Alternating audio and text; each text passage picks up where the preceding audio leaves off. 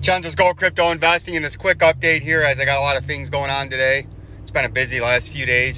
Sorry about not making the videos, but you can see a little bit of XRP breaking news. XRP listed by Gemini after recent Ripple victory in court. And some of the things we're going to go over later on tonight, about 8 or 9 Eastern when I got time. Bitcoin retraces, nobody cares about that. Ripple case, SEC veteran insider exposes main motive of appeal. We're going to get into that.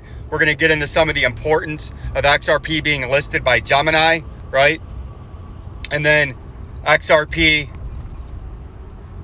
institutional interest skyrockets despite SEC intention to appeal judge's decision in Ripple case. Those are the 3 big things we're going to talk about later on tonight.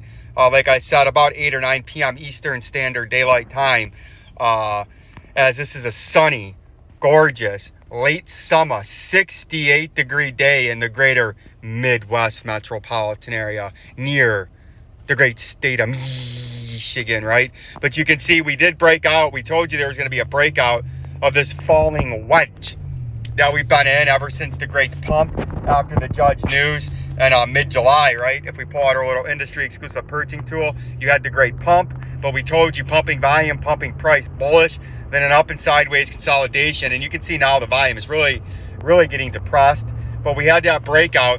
And now if you want to try to break your way up towards the top part of this blue trading zone, what you need to do is you need to hold this level on a back test and get some volume and to pump up towards that 68 cents. If the volume and the price continues to go down and you break here, you're going to come down to this 57 cents or the bottom part of that blue major resistance zone, right?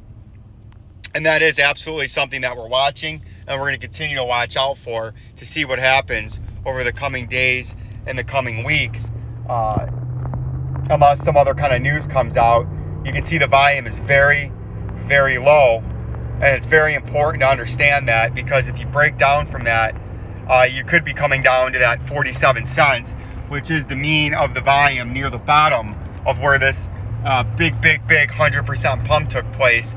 And you've given about 50% of that back. It is to be expected after a major pump. The trading comes in, profit taking, the momentum wears off. And it's just the nature of the business. And then you got to consolidate. You got to get more accumulation, and you got to let the momentum and the price reset itself, right? So that's what we're looking at here in the XRP price. The XLM price is the same thing. You can see we bounced off that 10 cents.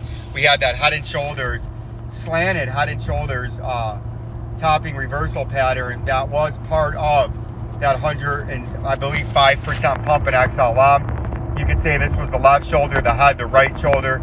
Just X that wick out, and a targeted move would be from the top to the neckline to the point of a breakout, and that brings you down to 10 cents. And you did get an initial bounce off that 13.5 cents, but it seems to be getting stagnated as the volume is even worse and even lower than the XRP volume. And you're running into the overhead moving averages, and if you get rejected again, you better hold this local double bottom, which used to be major resistance back here, because if you slip below that, your next level to the downside is fulfilling the technical target at 10.5 cents, right? And that is to be expected after a massive pump based on strictly momentum from the news.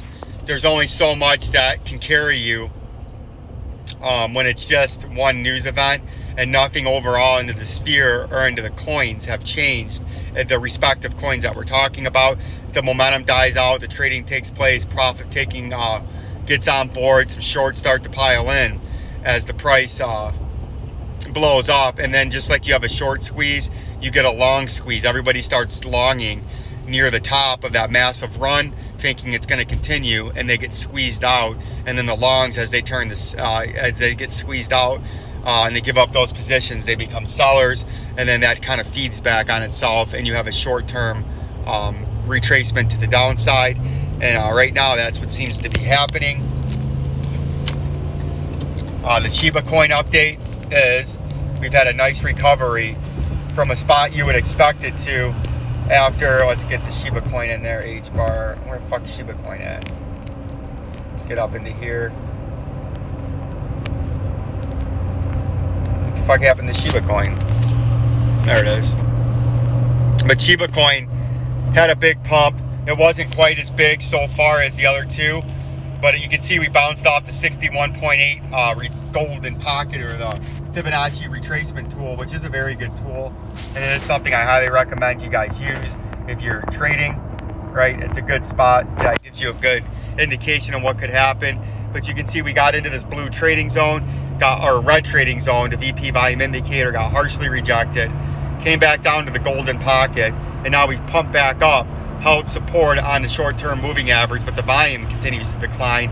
So this could come back up into here and form a big on-topping reversal pattern, right? And that would tell you, if it does that, you're coming all the way back down here to the 0.0828.